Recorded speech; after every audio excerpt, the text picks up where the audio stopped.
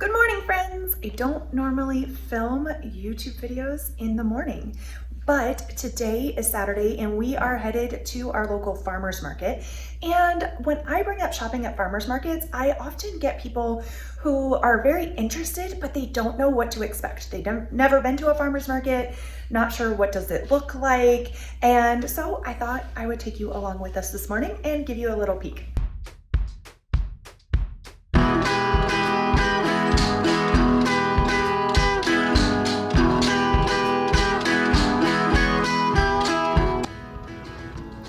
Okay, so sadly, that is all the footage that we got at the farmer's market on Saturday. I fully intended to film a whole lot more and have more interesting B-roll for you, but instead, we're gonna just turn this into a teaching moment. What ended up happening is, though we've only been here a few months, we have tried to be very intentional with connecting with our local providers. And so we ended up chatting with a lot of the local farmers. And before I knew it, I was like, oh, hey, it's end of market and we have to get stuff or we're gonna run out. So anyway, here are the few tips for you. If you've been to farmers markets for a while, then you probably can relate and understand a little bit of what that's like.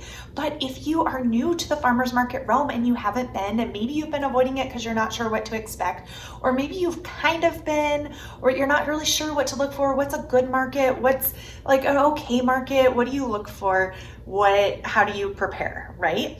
The really great news is it's super simple.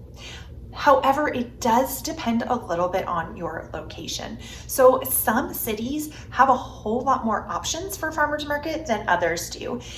When we were living in the Denver Front Range area, there were farmers markets galore. The Boulder Farmers Market is our favorite. If you are on the Front Range area, that is our absolute favorite one. They have wonderful providers, and Monroe Farms, check them out while you're there. But there's a lot of really great farmers that are around the country. Here in Casper, we have two local farmers markets. There's one that takes place during the week and it's on Tuesdays, and then there's one that takes place on the weekends on Saturdays. That's the Master Gardener one here, and that's actually the one where you're going to find what you would think of with farmers markets. That's where you're going to find more of your fresh produce and your fresh produce and your raw ingredients, right? Whereas the Tuesday night farmers market, and this is something to check on, a lot of times you can find this information out on local websites when you check out the farmers market website or Facebook groups, because sometimes they don't have websites, they don't want to invest in that. It's a lot of expense for some of the for some of these smaller farmers markets. And so sometimes they'll just do a free Facebook page or an Instagram page or something like that to keep all of their customers aware of what's going on, current weather and that sort of thing, because usually farmers markets are outside. So sometimes weather can impact them depending what area of the country that you live in. So you can find that out. We actually found out about the Tuesday night, Saturday night difference just from talking to locals here. And and they shared with us like, hey, I've been to this one. It's gonna have more of your arts and crafts vendors, which nothing wrong with that. Fantastic to support your arts and crafts vendors as well. But if you're shopping for produce and you go to one of those, you're gonna be a little disappointed. So you just wanna kind of have a heads up what to expect at which market so you know what you're shopping for when you're there. So I would recommend checking out the background of your market, one, if you can, through a website or just by asking locals near you. The second thing is be prepared for different payment methods. You're talking about walking in to support many times smaller farmers. And when you are supporting a smaller farm business, they frequently don't have the means to run credit card payments, or sometimes they'll charge more for the credit card payments because the processing fees can get insane. Being a entrepreneur myself, I can speak firsthand to that. And actually, even when places accept cards, a lot of times I will ask, do you have a preference? Would you prefer a personal check or cash? Now, some vendors will not take personal checks. depends on your area. Here in Casper, I'm so happy to be able to write checks again. I love writing checks. I don't know, maybe I'm just old school. Anybody else? Tell me down in the comments, do you love writing checks too? I really do, especially when it comes to giving, but I do when it comes to buying local food too. There's just something about actually tangibly writing it that feels a little bit more real than handing over a piece of plastic and it being slid through, you know, a little square machine or something. So have cash available if possible for most markets if you're not sure what to expect, because like I said, some are funny about taking personal checks. It really kind of depends on the area where you live and if that's common still, or if people are like, yeah, we don't do that. Some markets, they take credit cards no problem, and then others, the Boulder market had something called Market Bucks, and you could go up to the central, like there was a market tent that was the actual farm market organizers that had their tent, and you could take your card up there and purchase a set number of Market Bucks, and those were good at the market with any of the vendors, and basically the vendors would just trade them in for cash with the tent at the end. So you weren't having to run your card a bajillion times, but also then the vendors who didn't accept cards, you didn't have to worry about that because you had Market Bucks for it. So that was kind of a cool feature. Check and see, like I said, that's one of those things when you're researching, some of that's just as you get to know. We didn't know that about the Boulder market till probably like our 5th or 6th time going. We started seeing signs places where it would say, like the vendors would display what kind of payment they would accept. And so they had, you know, Market Bucks. And we're like, what's Market Bucks? So we had to go look that up. Okay, so now you know the type of market and what kind of vendors are going to be there. You know what kind of payments that you should expect to have on hand. The third thing that I would recommend when it comes to farmers markets is your timing on attending. So you either want to get to a market right at the beginning or towards the beginning, or closer to the end and close of a market. And the reason that is, it's going to depend on your preferences.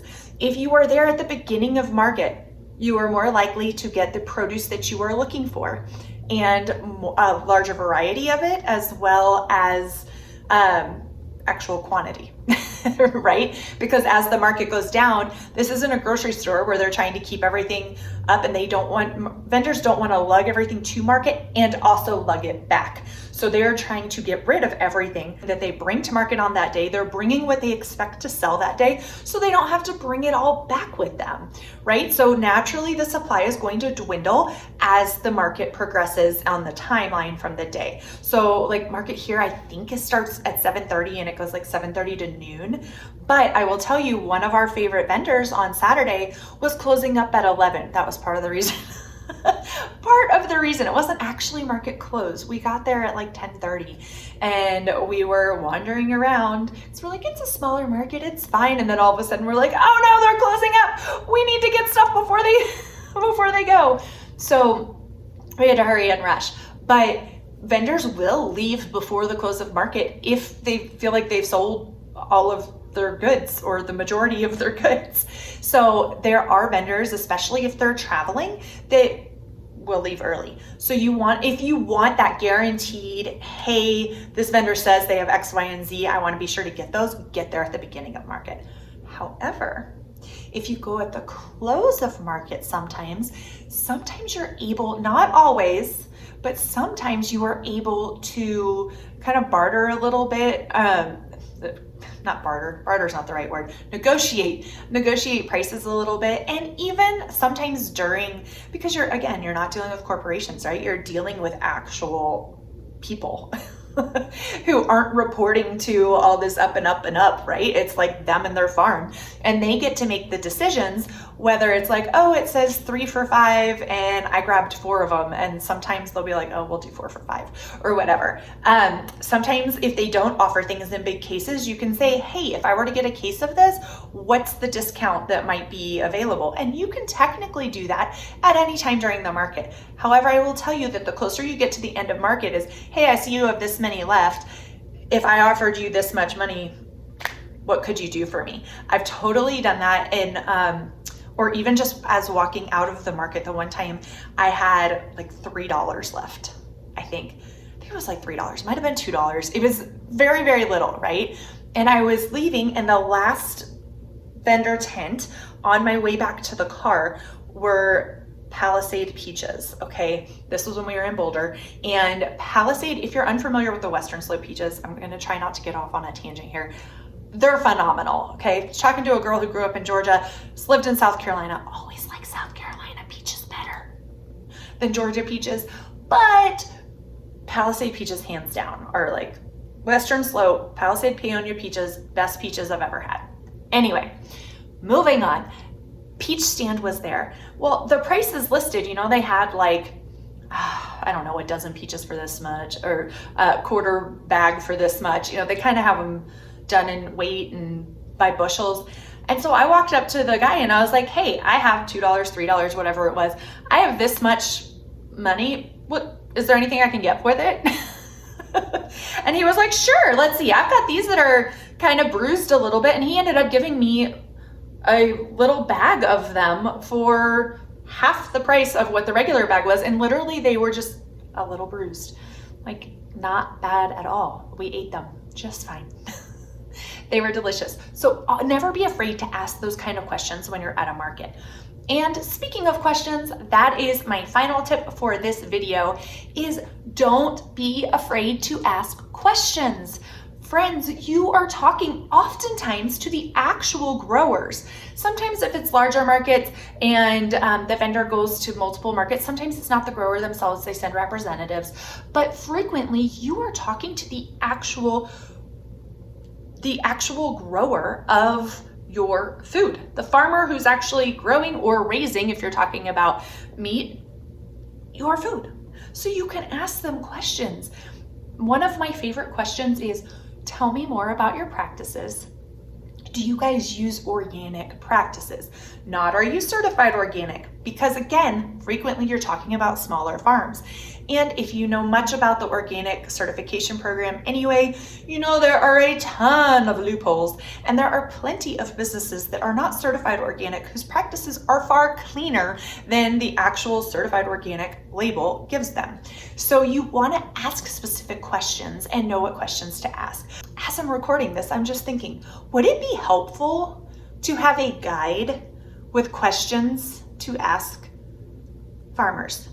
Would that be something that would benefit you guys? If that would be helpful, let me know down in the comments, and I'll be happy to put something together for you if that would be helpful for you, to have something in written form of, hey, these are some great questions.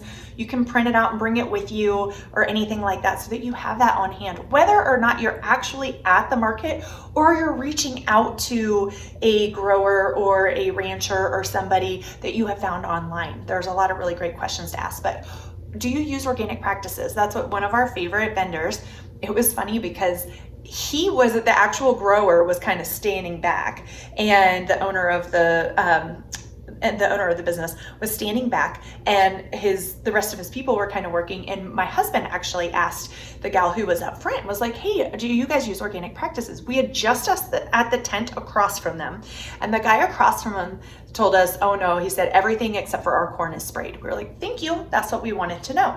So we asked these guys, and we said, or Chris asked, do you use organic practices? And the gal at first was like, no, we're not organic. And he shot up from the back. He was like, organic practices, yes. No, we're not certified, but here's how we practice. We found it's helped our yields. We found this. He said, almost everybody out by me, that's what we do, because we find we're getting better yields. We're getting better results actually using those practices. So a lot of people are steering away from the chemicals that they've been using for years and years until now. So be sure you ask those questions, because you don't know if you don't ask. And frequently the vendors, now be cognizant of the line behind you. If you're at a very busy market and there's a whole line forming behind you, maybe kind of just ask the quick questions and ask some more the next week as you come around. Watch that so you're not, annoying the people that really would like to get things that are standing out in the heat behind you.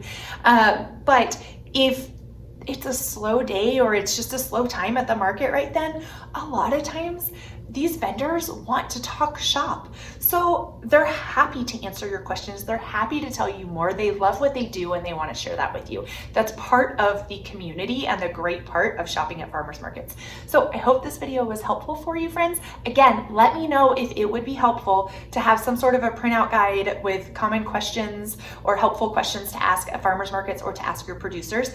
And until next time, take care, friends. Cheers.